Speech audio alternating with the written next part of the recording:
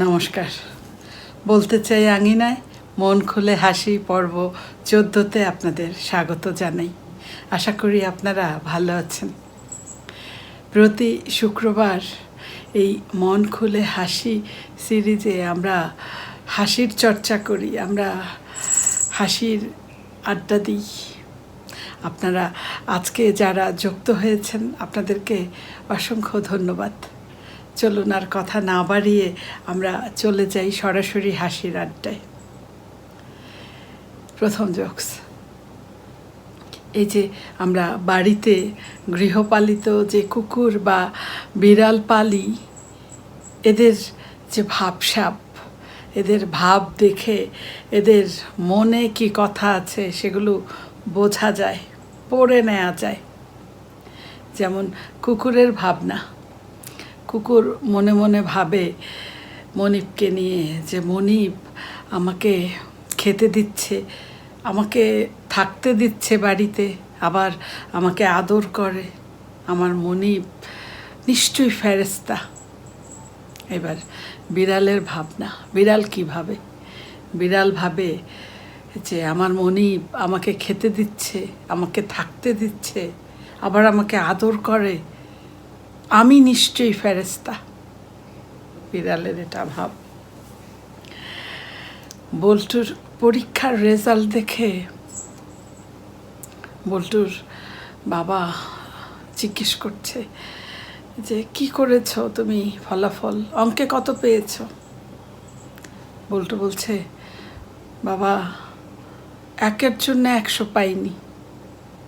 বাবা তো মহা খুশি যে 1-এর জন্য 100 পায়নি, ছেলে এত ভালো করেছে অঙ্কে। বাবা একেবারে খুশি মনে বলছে, তাই 99 পেয়েছ, বলো কি? এবার বল্টু মুখ কাচুমাচু করে বলছে, বাবা আমি 1-এর জন্য 100 পাইনি, মানে 1 ছিল না, কিন্তু 2টা 0 আছে, 1-এর জন্য 100 পাইনি। তো ডাক্তারখানায় এক রুগী এসছেন পায়ে সমস্যা নিয়ে। তো ডাক্তার সাহেব সেই রুগীর পায়ের বেশ কিছু পরীক্ষা নিরীক্ষা করে তারপর ডাক্তার রুগীকে বলছেন যে আপনার বয়সের কারণে মূলত আপনার ডান পায়ে সমস্যা, বয়সের কারণে ডান পায়ে সমস্যা হয়েছে। এবার রুগী কিছুটা বিরক্ত হয়ে বলছে, কেন ডাক্তার সাহেব, আমার বাম পায়েরও তো একই বয়স। তো বয়সের কারণে যদি ডান পায়ে সমস্যা হয়, বাম পা কি দোষ করেছে? এইটা রুগীর প্রশ্ন। তো স্বামী স্ত্রীকে সারপ্রাইজ দিবে বলে না বলেই একটা গাড়ি কিনে নিয়ে এসছে।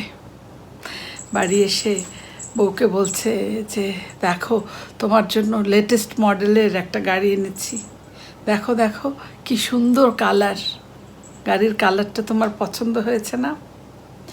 এবার বউটা বলছে যে পছন্দ না ছাই, সুন্দর না ছাই, তুমি তোমার পছন্দ, তোমার যা রুচি, আজ পর্যন্ত একটা ভালো জিনিস কিনেছ, আমার পছন্দ হয় বা সুন্দর এরকম একটা জিনিস কিনে দিতে পেরেছ? তোমার সব পছন্দ বাজে, পচা, একদম খ্যাত। স্বামী কিছু বলছে না। তো স্বামীকে চুপচাপ দেখে বউয়ের ভালো লাগছে না, যে কী ব্যাপার, কথা কেন বলছো না, চুপ মেরে গেলে যে? এবার স্বামী বলছে যে আমি মেনে নিয়েছি তোমার কথা। মেনে নিয়েছো মানে? বউ রেগে গিয়ে বলছে।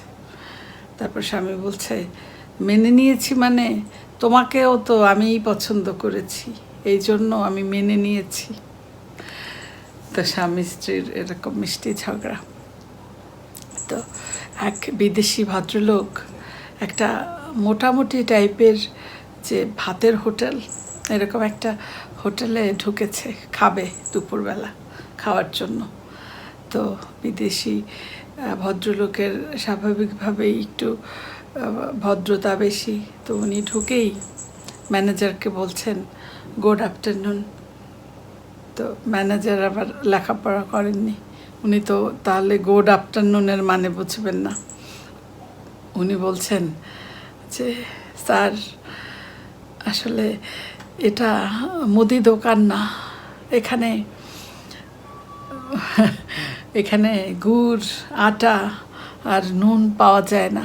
এখানে পাওয়া যায় সব রান্না করা খাবার। আপনি এখানে ভাত, মাংস, ডিম এগুলো পাবেন। তো গুড আফটারনুনের এই জবাব দিয়েছে ম্যানেজার। যাই হোক, এক পুলিশ কনস্টেবল হাতে নাতে একদিন ধরে ফেললেন তার স্ত্রীকে। দেখলেন যে 10 টাকা সরাচ্ছে পকেট থেকে, এটা একেবারে হাতে নাতে ধরে ফেললেন।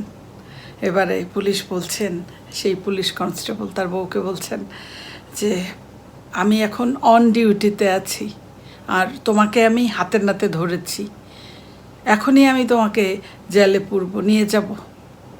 বউ বলছে যে না না, আমাকে তুমি জেলে নিও না। বলছে না না, না নিয়ে তো উপায় নেই, আমি তো অন ডিউটি, তোমাকে হাতে নাতে ধরলাম। এবার বউ তো স্বামীকে ভালো করে চিনে, বলছে আমাকে জেলে নিও না, এই নাও 5 টাকা। অর্থাৎ 5 টাকা দিয়ে বউ বেঁচে গেল, কারণ বহু কনস্টেবলের চরিত্র জানে। তো আজকে আমাদের হাসির আড্ডা এই পর্যন্তই।